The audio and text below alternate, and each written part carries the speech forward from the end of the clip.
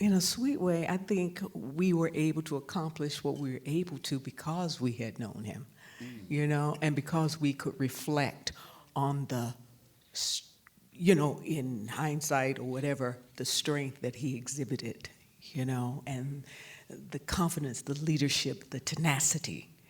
And then when we learned what we learned, even though we were going through it, it was like, how can we not? You know, how can we not be? And even in that, here we are day to day to day, and there were some days it just felt like, woo, this is heavy, this is hard, this is Sisyphus, this is, but he made it look so effortless. And it's like, whew, respect, more respect, and keep going.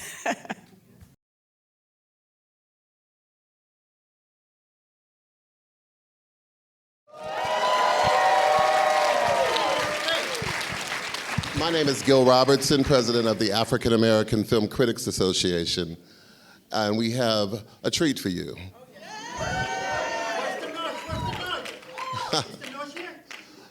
They're coming. We're going to start off with our first Black Panther cast member, Danai Gurira.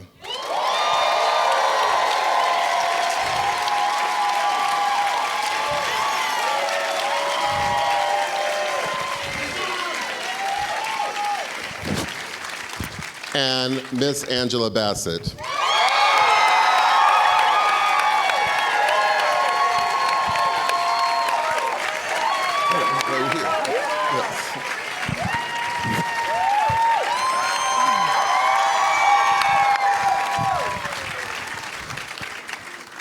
So ladies, congratulations. Thank you. Thank you. How does it feel to visit Wakanda again? Look at this smile. Feels incredible, felt incredible. Yeah, truly. Let's start off talking about expectations, because of course the first movie performed just amazingly. And obviously, you know, coming into this, you're having to live with the burden of, you know, will it happen again? Will lightning strike again?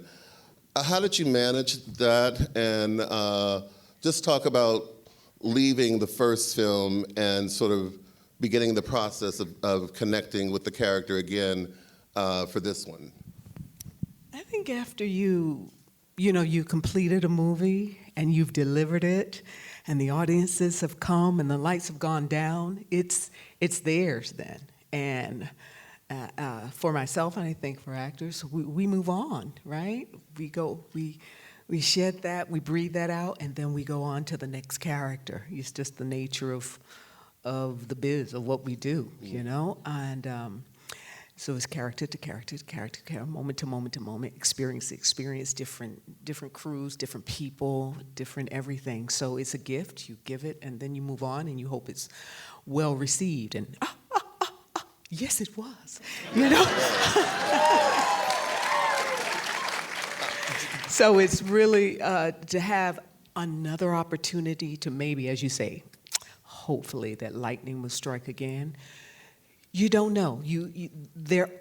Each time you go to work, it's on a journey like this. It's a faith walk. It's about faith. You know, you read the script, you say, I connect. Ooh, the character. Oh, I think I can do something with it. You apply yourself. You give it the full measure of your devotion.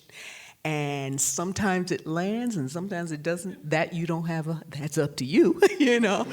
But in this particular situation, just the most confidence that I could have that lightning might strike again is because of Ryan Coogler. Yes. Pure and simple. Danai, what was your experience like? In what sense? Well, just sort of. I mean, this movie was. I mean, it's global as it can get, and let's talk about the light it shined on Africa. Yeah, that's definitely something that was very dear to me and all of us.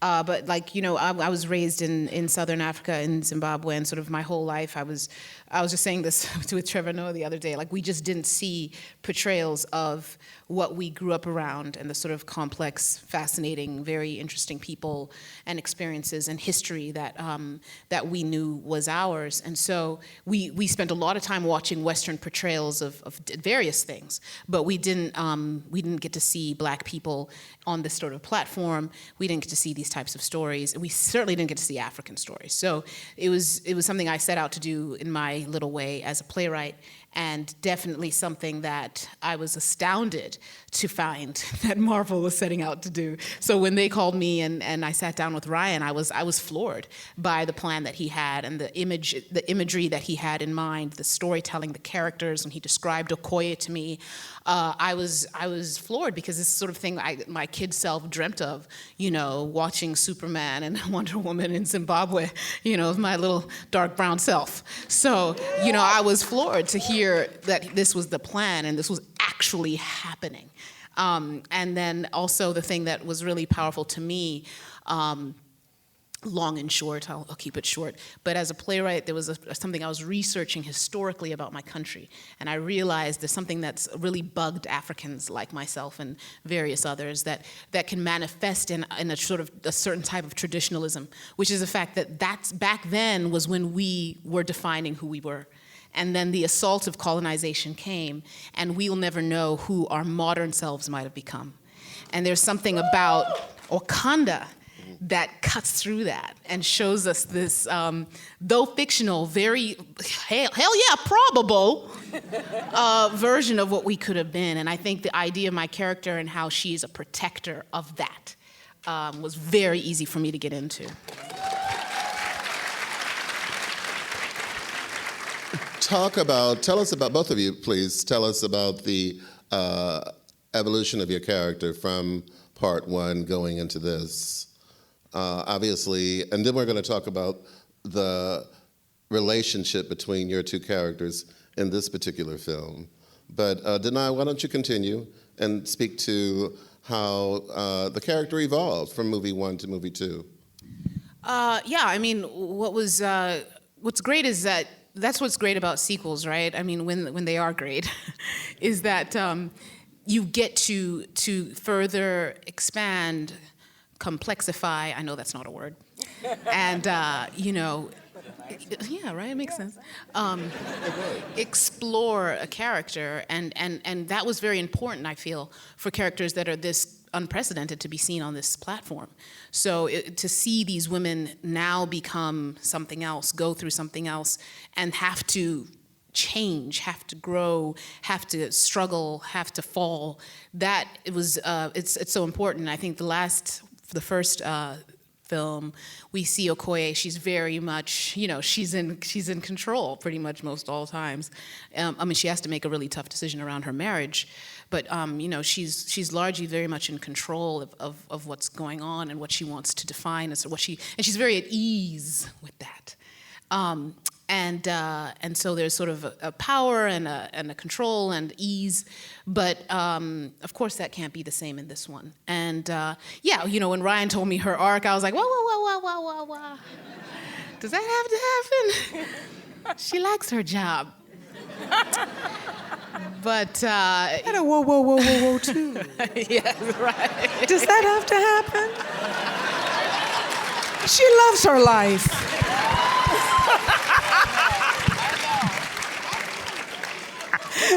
He's coming, right? So, it's that thing, right, where it's like, what do you're given that the image and you get it, but you're like, whoa, but you understand it as a narrative that allows for this rich tapestry to be built. So yeah, it was I was like, but then I really understood it, and I thought it was actually very important. Honestly, I was talking to a young lady today, a journalist, a Black woman, and she was talking about the idea of how Black women are constantly, it's this, and we started getting a conversation about this strong woman trope that we carry around, and it means that we're not supposed to have a vulnerability, and we're supposed to always be tough and strong and handle it, and don't worry about her, you know what I mean? And I think what I really appreciate about the Okoye arc was that this was now Okoye is a strong woman in recovery. You know, she had to step out of that. She was taken out of that, and her sense of always having that control and being so. Even the way she's talking to the queen, she's like, you know, I got this. Let me take baby girl. We'll be all good. And she was wrong, and you know, and she had a consequence to that.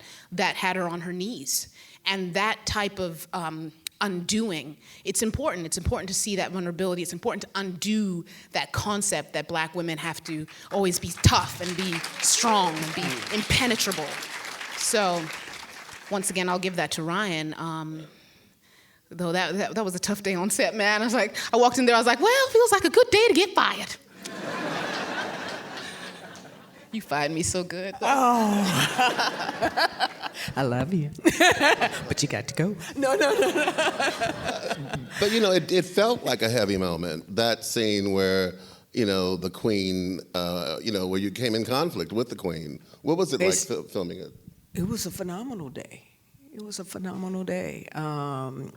Phenomenal room. And it was just filled with, you know, so much passion and emotion from, of course, here, the entire room, everything that had been built around it, you know. And for me, when you talk about tropes and the strong woman, I've always tried in various roles, like, yes, there is an inherent strength because we've had to be, but it's interesting to me when it's juxtaposed against that vulnerability. And that day, that moment was, you know, was that. You know, Ramonda she is queen, she is sage, she is protector, you know, of this nation. She is mother, so she has all these various things going on, and she has to, you know, take care of business. But yet there's, at the base of it, you know, there's this well of sorrow and potential loss, you know, that's unimaginable. So that scene was so powerful. My God, when you broke it down, you know, what your character had lost. Well, they're here. Happy to introduce Letitia. Come on out here. Good God Almighty. Letitia come on, you Wright two. Get out here. And Ryan Coogler. Hey, man, it's good to see you.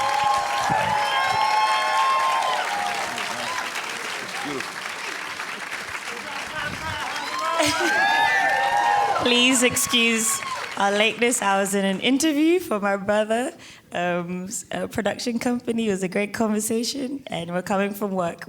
Mama, I'm sorry. All is forgiven, darling. Excuse me, General. Excuse me, sir. Well, Ryan, congratulations again.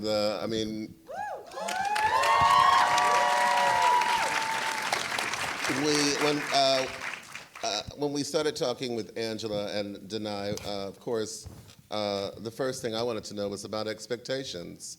And given the critical and commercial success of the first movie, how did you step into this project knowing that a lot was riding on it? I mean, Black Panther was a game changer. And so what was your approach in reassembling Wakanda for the world to see? Yeah, I think we tried our best to approach it the same way we approached the first one, with honesty and also grace, like towards ourselves, knowing that first film was something that probably wasn't going to be repeated. You know, letting that be that, and telling a new story. I was honored, man. Like some of my favorite movies are sequels. You know. Some sequels I saw coming up before I saw the first one. You know what I mean? Like I saw Aliens before I saw Alien 1, mm-hmm. You know, and Terminator 2 I saw before I saw Terminator 1. You know what I mean? And I was really excited for the opportunity, and I missed these guys, man. Like I missed them dearly. They were like we became very close to that last process, and I was looking forward to getting back in there with them. Letitia, another question that we were just actually moving away from when you stepped in, so your arrival time was perfect. Talk about the evolution of your character from the first film into this one. Well, it's a really beautiful opportunity to see a young woman grow, especially on a major platform like this, in a franchise that means so much to the world. And you know, when I first got the opportunity to play Shuri, the essence behind that was I just wanted to be of purpose, and I just wanted to give something to young people that felt accessible, but also inspirational and fun. And I just wanted to tell the truth. I wanted to just contribute alongside these amazing artists. And I was so appreciative of the way the response of Shuri was for the first film. Now, in the second film, I understood that things were different. Not only were things different in my own life as Letitia processing what's going on, but also parallel to this young girl that we saw with this light and this energy and this spark. And her heart is broken. And I remember always speaking to Ryan, and it really comes from the writing, and it really comes from that connection that Ryan has with the characters in a deep way. Because he's sitting with the character. We get to leave and do our own things, but he's sitting with these characters for years and just writing and making the world come alive. And it was really Ryan that was just like, you know, we want to see Shuri three-dimensional. You know, we want to see this arc. We want to see the ways in which she goes through womanhood, and we want to journey with her. And that was a beautiful challenge for me, because in my own life, I've been going through that journey of womanhood, and it just felt fresh, and it just felt unique to kind of mess people up a bit, you know, for them to come to the cinema and be like, oh, she's gonna be funny, she's gonna be cracking jokes, and be like, ooh, this is deep. And that was an opportunity for me to access the tools and the skills within myself as an artist, to be a vessel for deep emotions, sometimes very difficult, but very grateful for that opportunity. So now we can go to the first film and come to this film and see the ways in which all of our characters actually have this beautiful arc and beautiful layers to them. And I think that's what makes this franchise very special. You know, obviously a big part of this film, you know, deals with the death of Chadwick, you know, and how that impacted particularly this movie. But then you also had to deal with the COVID pandemic. So just one thing after the other. Talk about, you know, coming back on set, or even before you arrived back in, you know, in camera on, talk about just overcoming those two tremendous challenges. One, your lead character, namesake character, is gone, and two, you're, you know, having to film this during a worldwide pandemic. Yeah. No, I'm thinking about it like, because it's really, it's a lot of ways you could think about it, but I found myself kind of oscillating between two things, you know, and one was that we were in a very unique predicament, you know, but the other way I would think about it is everybody's dealing with a version of this, you know, like during that pandemic, everybody lost somebody who was close to them, and everybody still had to find a way to keep going, you know. We had to do things that we used to do with ease. It became complicated. I remember we was like washing our fruit and stuff. It was crazy, right? Like all of a sudden going to the grocery store was like, it was complicated. It was even more complicated than it was. And gathering with family had to be done through technology. You know, like it was. We were kind of watching the globe, you know, deal with like a particular type of perseverance and like a very specific type of adaptability. Working on their patience with things, you know, and when I allow myself to think like that, I found I would think more positively, you know. We got to figure out a way to work everybody got to figure out a way to work. You know what I mean? Like, and we got to move on after losing this person who meant so much to us. And a lot of people were losing people who meant a lot to them. You know, and in that thought process, I could like, you know, wake up and navigate the day. But there was days when I was on the other side of it. You know, it's like, yo, how could this happen to us? You know what I mean? How could we lose this dude at this time? You know, and you know, and even in that,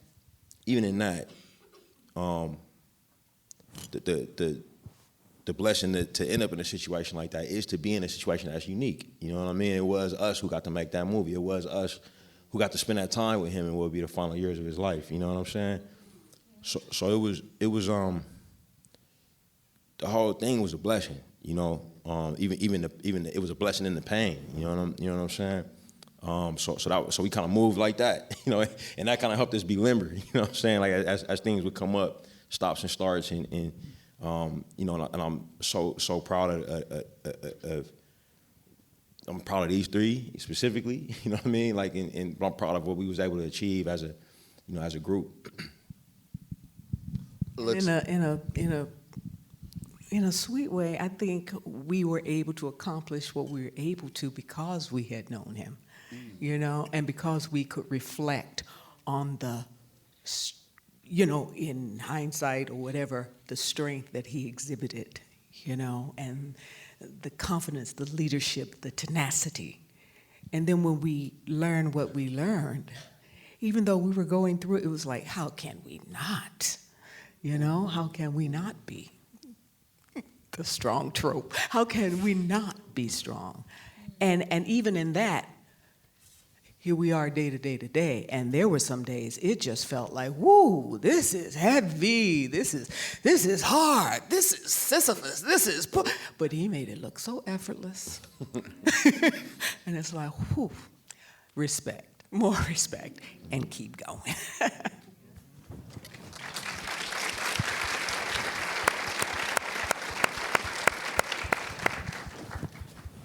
Another takeaway from the film, of course, are the relationship between these two communities of color. You know, a lot of people are you know, in the aftermath of seeing the movie, are really having conversations about that. What do you hope comes out of those conversations in terms of how those two communities are presented in the film and how they manage to deal with each other, you know, once we get to the conclusion? Yeah, it was an honor for me to be able to tell this story, and being like a black man from California. You know, these are cultures the cultures that we pulled from for representing these fictional cultures in the film are cultures that influenced my life, you know, in its entirety. You know, I grew up on like streets with Spanish names. You know what I mean? Like just being from the Bay Area, and you know, I long for like more movies that reflect cultures like this in conversation with each other. You know, and it was something that we didn't take lightly. You know, we did a lot of research on the first film and bringing Wakanda to life, and we tried to double that research 2 to 1 for Talakan. And we also tried to be like responsible, you know, with this idea of these cultures coming in conflict with each other during portions of the film. You know, like as a filmmaker, you know, when you make these types of movies, and I think both Panther 1 and Panther 2, like if we did our jobs right as filmmakers, you know, what you're cheering for at the end of the movie is for the people to stop fighting. You know, like not for like this character to kick this other character's ass or whatever. You know what I mean?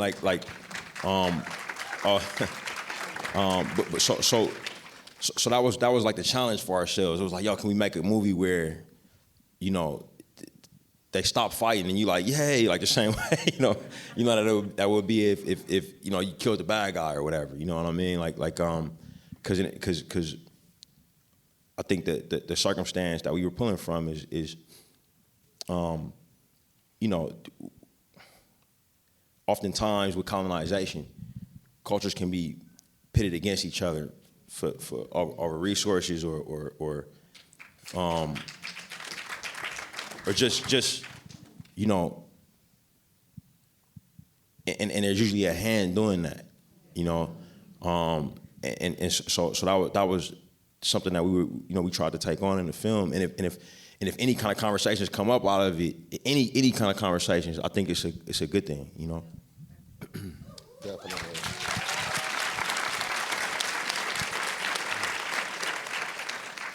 Well, now it's out and it's a hit again. And it's also a very strong contender during this award season, with each of you being very much in the conversation. So what does that feel like? Danai? You know, when I think about the way the film has worked, or these films have worked, the factors are so clear to me. You know, you need a visionary. You need, like, what are the ingredients, right? You need a Ryan Coogler. You need the visionary. And then the visionary will bring in the voices that are often not celebrated, but that are excellent. So then you need the Ruth Carters, and you need the Hannah Beechers, and you need, the Camille Friends. And these are all women in Autumn. These are all women that he brought in that were excellent at what they did and underseen. But now, they've shined so bright, and they've broken barriers, they've broken ceilings, they've brought other women in.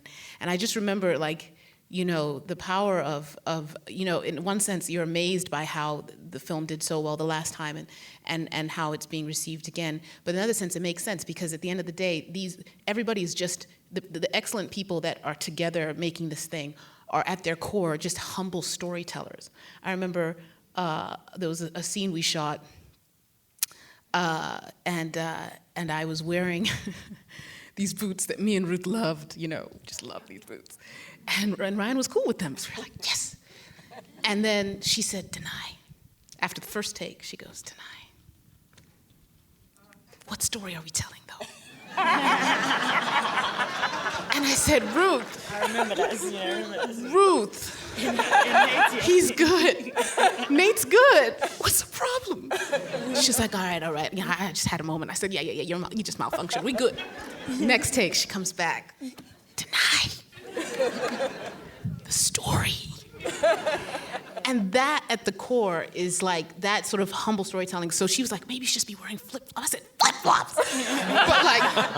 But we found a medium ground. But I had to agree with her, because she was right, and that's sort of storytellers we're dealing with. That it's not about, ooh, let's look sharp and shiny. Yes, Wakandans are naturally that as well, and she's amazing at that. But she's looking at the story first, and that's everybody. And when you're in that type of company, when you're around people, who, Ryan talks about us sometimes, like saying, let's look at the words, or like, can we talk about this or whatever. That's because he loved having those sort of interactions with us, because we were just trying to get to the story. It wasn't about anything else. It wasn't about, oh, let me come in here and show my stuff. It was like, how do we all get to that place together? And we all knew that place. And that, I'm so thankful for that type of community to have been a part of that community, to be a part of this with, because that at the core is why I think things get in the conversation. But at the core of it, it's this humble stories like that that make things shine.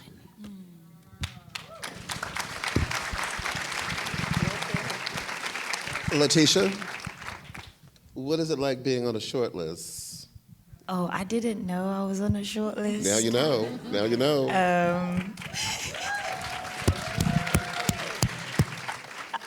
know. Just to champion what Danai said, again, being a part of this franchise at this level and this platform that has stories and characters of substance and excellence is literally one of the most proudest things that I could ever be a part of.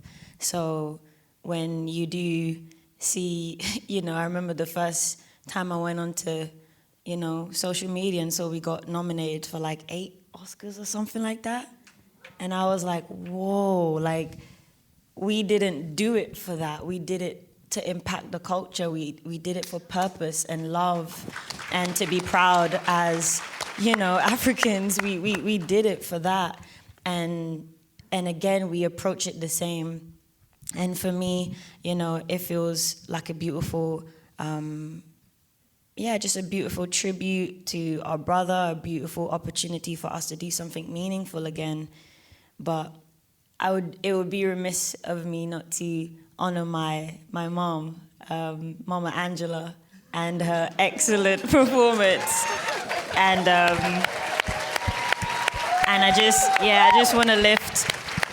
Everybody's amazing in this film, but I want to take this moment to honor Angela Bassett. I looked at the movie Akeelah and the Bee with her and Keke Palmer, and that inspired me to become an actress. And when she's on set playing my mother, being my sister, being my friend, making me crack up laughing, and in the same breath giving the most excellent, profound performance that I am honored to even be in the same room to witness. I just want to thank you for that. I want to thank you for what you've given to us every day. I want to thank you for holding our hands when it's been tough. The movie nights. I want to thank you for... She'd take out a whole movie theater and just for us to go and have a good time. Ply us with drinks. Yeah. Just free us up, you know. And work too hard. And you know, and we have to give our flowers when it's time and necessary to. Amen. And she's a phenomenal woman, artist, and human being. And I'm so honored that you have played my mother, and I ain't never gonna have nobody else like you. Best daughter ever. So please, anyone who's responsible for any type of awards, my mother, her hands are very open, and it's give her everything. Oh yeah, everything.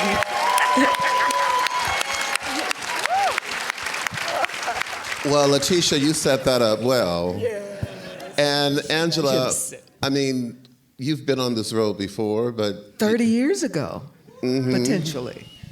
You know, and you never think 30 years ago, I was nominated for What's Love. You were robbed. You know?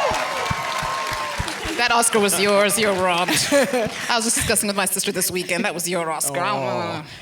But I have thoughts. The universe has its own plans, but it was, you think, I might not have an opportunity. This is the opportunity. I may not have it again, but to have it once, what a joy.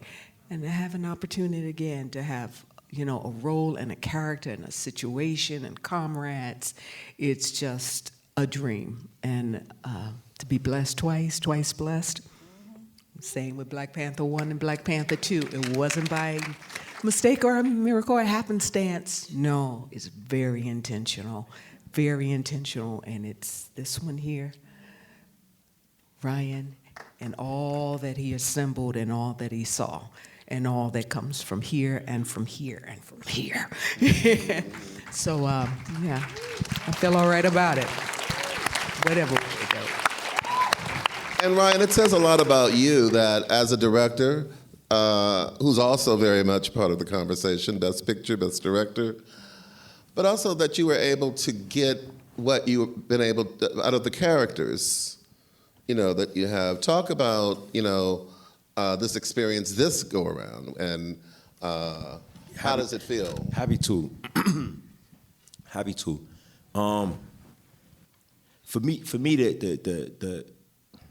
the award, the gift, is like the opportunity to do this. We had the DGA, right? I used to sit here when I was in film school and come listen to professionals talk and think man, if I could ever have a chance to do just one of these things, you know what I mean? Just make one feature, wouldn't that be like the best thing in the world? And this is my fourth one, you know what I mean? And I got to,